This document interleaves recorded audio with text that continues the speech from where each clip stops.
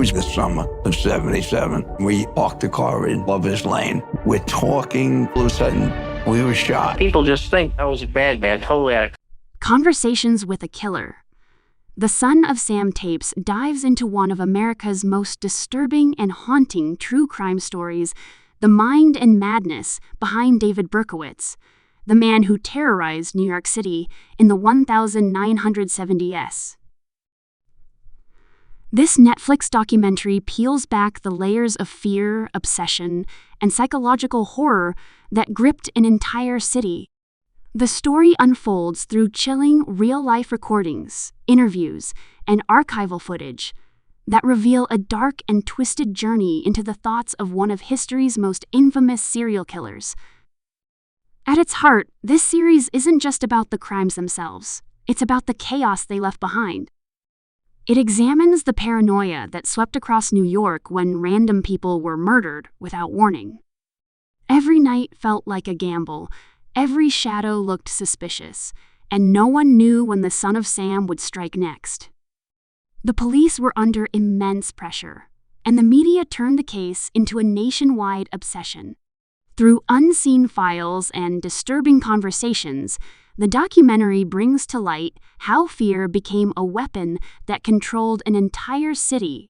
David Berkowitz's case is not only a story of murder, but also of manipulation, confusion, and mental disarray.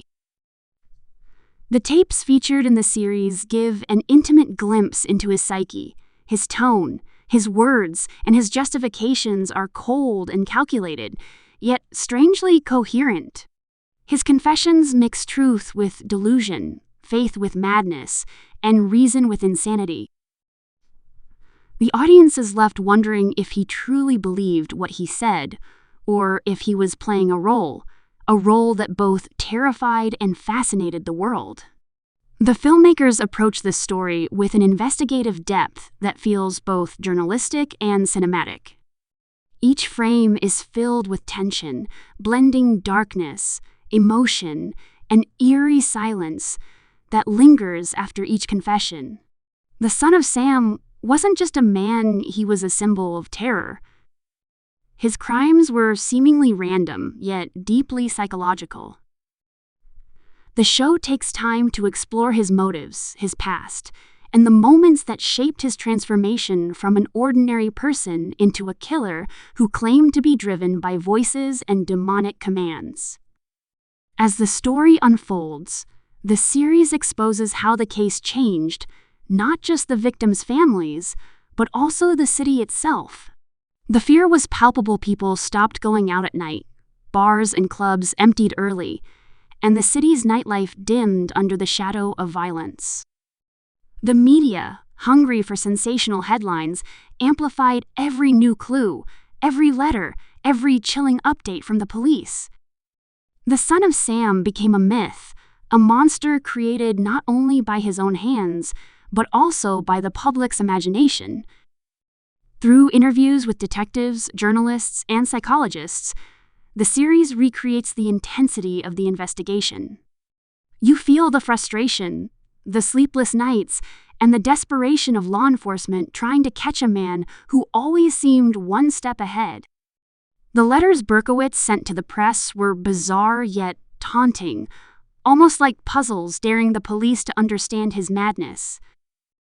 These letters became the turning point in the case, a disturbing communication that merged horror with symbolism and revealed his hunger for attention.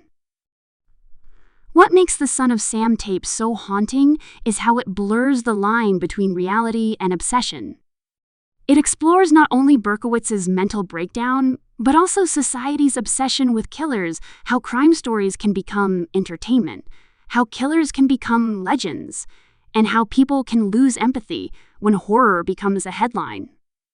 The show raises uncomfortable questions about why people are drawn to darkness and how evil can sometimes look disturbingly human. The visuals in the documentary amplify its emotional weight.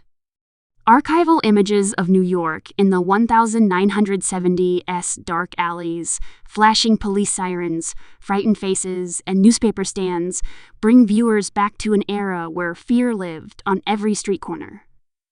The grainy texture of old footage, combined with eerie background scores, adds to the feeling that this is more than history. It's a nightmare that once breathed life. Each episode takes you deeper into the timeline of Berkowitz's killing spree, revealing how he chose his victims and how the patterns confuse the police. His randomness was his strategy. He made people believe anyone could be next. The show portrays how psychological warfare can be as powerful as physical violence. The letters he wrote, the symbols he used, and his claim of being controlled by a demonic force all painted a picture of a man both insane and aware of his own terror. But beyond the killer's story, the series also honors the victims, their lives, dreams, and the devastating impact on their families. It reminds the viewer that behind every headline, there are real people who lost everything. The show does not glamorize the killer. Instead, it holds him accountable, showing the raw pain that still echoes decades later. It contrasts his delusions with the heartbreak of those left behind, grounding the horror in reality. One of the most gripping aspects of the series is how it connects the Son of Sam case to broader ideas about cults, control, and the human mind's fragility. Berkowitz's later claims about being part of a satanic network are explored with caution, neither confirming nor dismissing them outright, but instead inviting viewers to question the depth of his psychological manipulation.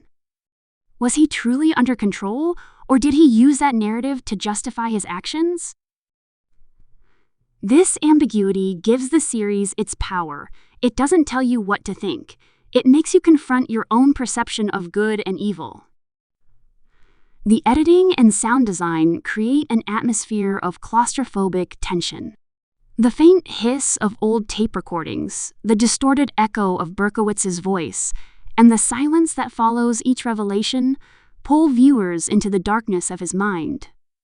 The more you listen, the more disturbing it becomes, not because of the words themselves, but because of how calm and calculated they sound. That calmness is the real horror evil, not as chaos, but as control. As the documentary reaches its final moments, it becomes clear that this isn't just a story about a killer being caught. It's about the scars that never healed.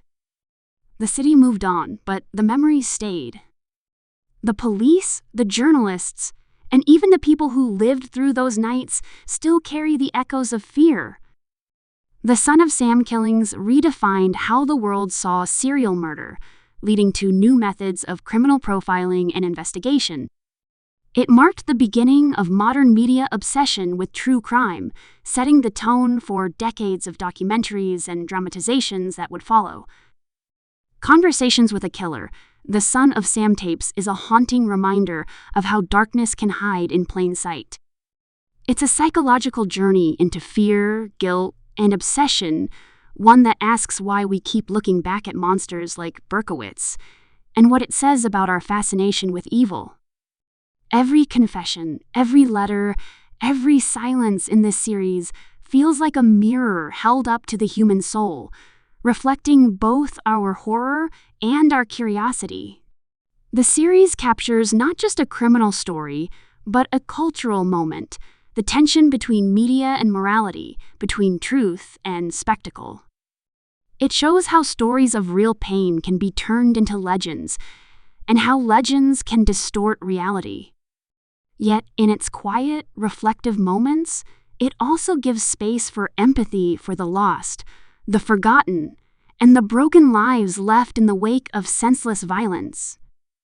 It's not easy to watch, but that's what makes it powerful. It forces viewers to sit with discomfort, to hear the voice of a killer and the cries of his victims, and to realize that sometimes understanding evil doesn't make it any less terrifying. The Son of Sam story is a warning that beneath the surface of normal life, madness can lurk unseen, waiting for a chance to speak. In the end, this documentary is not about glorifying a murderer, but about understanding the darkness that he represented, a darkness that once consumed a city and still haunts its memory. Conversations with a Killer, The Son of Sam tapes is both a reflection on crime and a study of humanity's endless search for answers in the face of horror. It leaves the audience with an eerie silence, a silence that feels like the echo of every unanswered question, every lost life, and every shadow that still lingers.